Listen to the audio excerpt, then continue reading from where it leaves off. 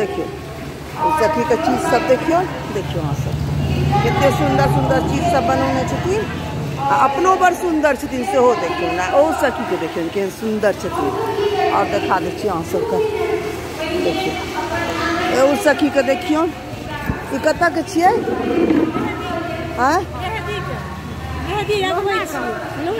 लोहना का से कहियो ना तऽ देखियो लोहना का स्टॉल छै लोहना का छै देखियो की सब इनका छनि बहुत रास चीज कौनी छनि जनऊ की सब सखी के छनि ये देखियो बहुत रास गहनो गुड़िया सब रखने छथिन चूड़ी छनि सिक्की के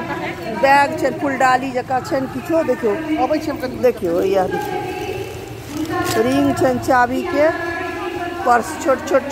छनि देखियो केटली देखियो पेंट केला केहन सुंदर लगे छै देखियो अहाँ सब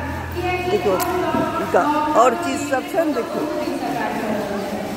देखियो चूड़ी देखियो कप देखियो देखियो नेबो सेहो रखने छथिन कागजी नेबो छै आ खजूर सेहो रखने छथिन आ ई नमकीन देखियो करैला हम सब कहै छियै एकरा मैथिली में करैला और अम्मट छनि आ किदैन छै की छै अमटे छै आ डिब्बा में बहुत चीज छनि आ ई हाँ आ ई देखियो ई देवघर से हमर सब सखी रीता सखी के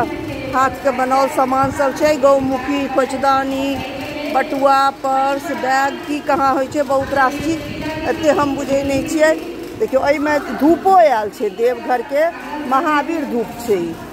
देखियो महावीर धूप देवघर में धूप का प्रचलन है देखियो उ सखी के देखियो इनका एलखिन दामोदरपुर से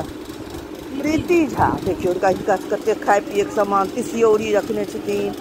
दनौरी कुम्हरौरी आई देखियो की छियै ये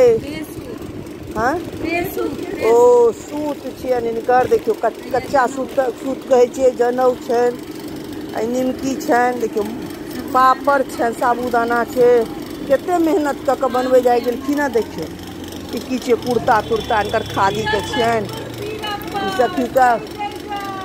देखियो अहाँ सब देखियो ई तऽ नौटंकी छै देखियो टोपी सेहो रखने छथिन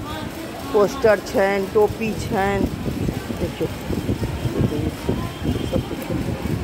कते सुंदर फ्रेम करा कऽ अनने छथिन देखियो वो सब देखियो अहाँ सब चूड़ी तूड़ी सब छै बहुत सुंदर चीज सब सामान सब छै।